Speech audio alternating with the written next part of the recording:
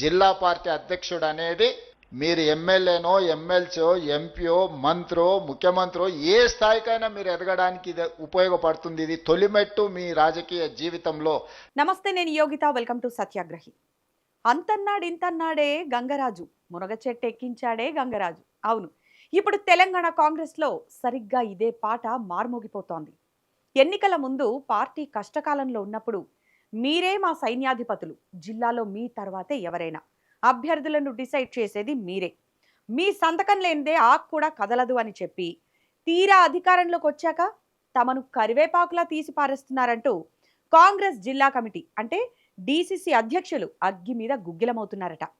ఒకప్పుడు రాహుల్ గాంధీ స్వయంగా వచ్చి భుజం మీద చేయి వేసి కుటుంబ సభ్యులతో ఫోటోలు దిగి డీసీసీలకే ఫుల్ పవర్స్ అన్న మాటలన్నీ ఇప్పుడు నీటిమూటలేనా? వికారాబాద్, అనంతగిరి అడవుల్లో 10 రోజుల పాటిచ్చిన హైటెక్ శిక్షణ కేవలం మునగ చెట్టు ఎక్కించడానికేనా?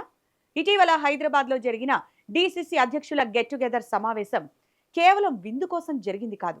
అది కాంగ్రెస్ అంతర్గత అసంతృప్తికి, ఒక రేంజ్లో జరిగిన రుద్ర రూపానికి వేదికైంది. PCC chief Mahesh Kumar Goud, CM నమ్మిన బంటు, రాజ్యసభ సభ్యులు వేం నరేందర్ రెడ్డిల ముందే డీసీసీ బాస్లు తమ ఆవేదనను, ఆగ్రహాన్ని ఎలా వెళ్లగక్కారు? మంత్రులు, ఎమ్మెల్యేలు చేస్తున్న అవమానాలు ఏంటి? అసలు తెలంగాణ కాంగ్రెస్లో ఏం జరుగుతోంది? ఈ స్పెషల్ స్టోరీలో కంప్లీట్ ఇన్సైడ్ రిపోర్ట్ చూద్దాం. ఇక స్టోరీలోకి వెళితే, ప్రస్తుతం ఉన్న డీసీసీ అధ్యక్షులు నియామకమైన కొత్తలో కాంగ్రెస్ అధిష్టానం వీరికి వికారాబాద్ జిల్లా అనంతగిరిలో 10 రోజుల పాటు భారీ ఎత్తున శిక్షణా తరగతులు నిర్వహించింది. కార్పొరేట్ స్థాయిలో జరిగిన ఆ మీటింగుల్లో మీరు కేవలం పార్టీ అధ్యక్షులు కాదు, జిల్లాలకు షాడో సీఎంలు, అభ్యర్థుల గెలుపోటములను నిర్ణయించేది మీరే, ప్రభుత్వం వచ్చాక తిరుగులేని పవర్స్ మీకే ఉంటాయి అంటూ క్లాసులు పీకారు. ఫలితంగా అప్పట్లో డీసీసీ అధ్యక్షుడు కాలర్ ఎగరేసి తిరిగారు. ఆ తర్వాత పార్టీ అధికారంలోకి వచ్చింది. సీన్ కట్ చేస్తే ఇప్పుడు పరిస్థితి పూర్తిగా రివర్స్ అయింది. ఏదో అనుకుంటే ఇంకేదో అయిందే అని పాడుకుంటూ వారంతా ఒక గెట్ టుగెదర్ మీటింగ్ పెట్టుకున్నారు. అక్కడ ఒక్కొక్క జిల్లా ప్రెసిడెంట్ లేచి తమ గుండెల్లో దాచుకున్న బాధను, ఆక్రోశాన్ని పీసీసీ చీఫ్ మహేష్ కుమార్ గౌడ్ ముందు పెట్టినట్టు తెలుస్తోంది. సార్, నాడు అనంతగిరి అడవుల్లో చెప్పిన మాటల్లో ఒక్కటంటే ఒక్కటైన అమలవుతోందా అని నిలదీశారంట. రాహుల్ గాంధీ లాంటి అగ్రనేత తమకిచ్చిన భరోసాను స్థానిక నాయకులు ఎలా తొక్కి పెడుతున్నారో వివరించారంట ఆ నాయకులు. అధికారంలోకి వచ్చాక మంత్రులు, ఎమ్మెల్యేలు అంతెందుకు, ఎన్నికల్లో ఓడిపోయిన ఎమ్మెల్యే అభ్యర్థులు కూడా తమను కంటి తుడుపుగా చూస్తున్నారని, కనీసం మర్యాద ఇవ్వడం లేదని బాహాటంగానే ఆరోపించారంట డీసీసీ అధ్యక్షులు.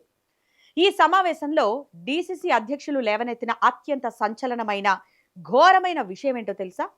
సర్పంచ్ ఎన్నికలు, మున్సిపల్ ఎన్నికల టికెట్ల కేటాయింపులో తమకు కనీస ప్రాధాన్యత లేదట. ఒక జిల్లాకు ప్రెసిడెంట్గా ఉండి తాము రికమెండ్ చేసిన ఒక్క కార్యకర్త కూడా టికెట్ ఇప్పించుకోలేని దౌర్భాగ్య స్థితిలో ఉన్నామని వాపోయినట్టు తెలుస్తోంది. అంతేకాదు, ఇక్కడే అసలు ట్విస్ట్ ఉంది.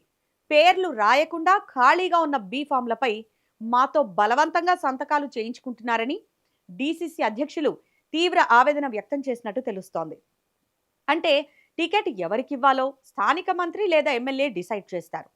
వీరు కేవలం రబ్బర్ స్టాంపుల్లా సంతకం పెట్టి ఆ పేపర్ను వాళ్లకు అప్పగించాలని చెప్పినట్లే కదా అని బాధపడిపోయారంట.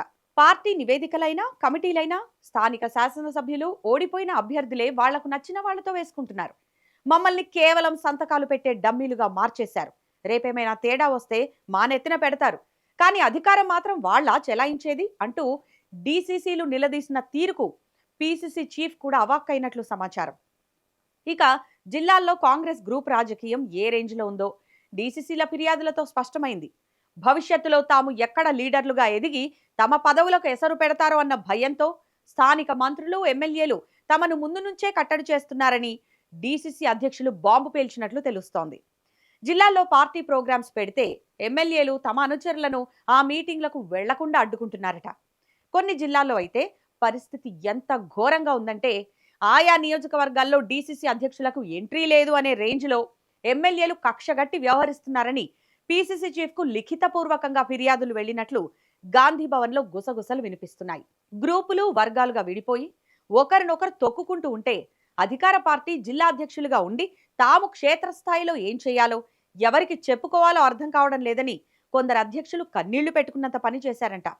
దీనిపై స్పందించిన పీసీసీ చీఫ్ మహేష్ కుమార్ గౌడ్ ఇకపై ప్రతి నెల మంత్రులు, ఎమ్మెల్యేలు, జిల్లా ఇన్ఛార్జీలతో ప్రత్యేక సమావేశాలు ఏర్పాటు చేస్తామని, సమస్యలను అక్కడికక్కడే పరిష్కరించేలా ఆదేశాలు ఇస్తామని హామీ ఇచ్చినట్లు తెలుస్తోంది. నిజానికి అధికార పార్టీ జిల్లా అధ్యక్షుడంటే ప్రోటోకాల్ ఎలా ఉండాలి? కానీ క్షేత్రస్థాయిలో సీన్ చూస్తే ఒక చిన్న ప్రభుత్వ అధికారి కూడా డీసీసీ అధ్యక్షుడి మాట వినడం లేదట. రూలింగ్ పార్టీ ప్రెసిడెంట్గా మేము ఫోన్ చేస్తే అధికారులు కనీసం రెస్పాండ్ అవ్వడం లేదు. మాకు ఎలాంటి ప్రోటోకాల్ లేదు, కనీసం ముఖ్యమంత్రి జిల్లాకు వచ్చినప్పుడు స్టేజ్ మీద కూర్చునే అర్హత కూడా మాకు లేదా అని బాధపడిపోయారంట డీసీసీలు. అందుకే తమకు ప్రోటోకాల్ దక్కేలా వెంటనే నామినేటెడ్ పోస్టులు ఇవ్వాలని గట్టిగా డిమాండ్ చేసినట్టు సమాచారం. ముఖ్యంగా జిల్లాల్లో ఖాళీగా ఉన్న డీసీసీబీ చైర్మన్ పదవులను డీసీసీ అధ్యక్షులకే కేటాయించాలని, అవి కుదరని పక్షంలో సమానమైన ఇతర కార్పొరేషన్ పోస్టులు ఇవ్వాలని డిమాండ్ చేశారంట. జిల్లా ఇన్ఛార్జ్ మంత్రులు తాము సూచించిన వారికే ఇందిరమ్మ ఇళ్లు, ప్రభుత్వ పనుల కేటాయింపులు చేసేలా జీవోలు లేదా ఆదేశాలు ఇవ్వాలని ఒత్తిడి తెచ్చినట్లు తెలుస్తోంది. మొత్తానికి డీసీసీ అధ్యక్షుల ఆగ్రహాన్ని, అసంతృప్తిని గమనించిన PCC chief Mahesh Kumar Goud, MP Vem Narender రెడ్డిలు వారిని శాంతింపజేసే ప్రయత్నం చేసినట్టు తెలుస్తోంది. రాబోయే రోజుల్లో డీసీసీ అధ్యక్షులకు ఖచ్చితంగా తగిన గుర్తింపు ఉంటుంది. ఏఐసీసీ క్షేత్రస్థాయి సమాచారాన్ని నిరంతరం సేకరిస్తోంది. గతంలో డీసీసీలుగా పనిచేసిన వారికే అసెంబ్లీ టికెట్లు ఇచ్చిన విషయాన్ని మర్చిపోవద్దని గుర్తు చేశారంట.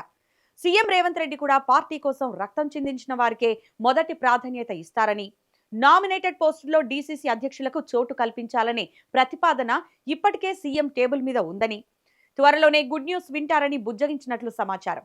ఏది ఏమైనా పైకి అంతా ప్రశాంతంగా కనిపిస్తున్నా తెలంగాణ కాంగ్రెస్ లో అంతర్గతంగా డీసీసీలు, ఎమ్మెల్యేల మధ్య కోల్డ్ వార్ ఏ రేంజ్ లో ఉందో ఈ గెట్ టుగెదర్ మీటింగ్ తో బట్టబయలైంది. మరి పీసీసీ ఇచ్చిన హామీలతో డీసీసీ అధ్యక్షుల ఆవేదన చల్లారుతుందా? వీరికి నామినేటెడ్ పదవులు దక్కుతాయా, లేదా మునగ చెట్టు కథ అలాగే కొనసాగుతుందా అనేది చూడాలి. ఇక దీనిపైన మీ అభిప్రాయం ఏంటో ఈ వీడియో కింద కామెంట్ సెక్షన్ లో మాకు తప్పకుండా తెలియజేయండి. అలాగే ఈ వీడియో నచ్చితే లైక్ చేయండి, షేర్ చేయండి. మరిన్ని ఇంట్రెస్టింగ్ పొలిటికల్ అప్డేట్స్ కోసం మా ఛానల్ ఇప్పుడే సబ్స్క్రైబ్ చేసుకోండి. Thanks for watching.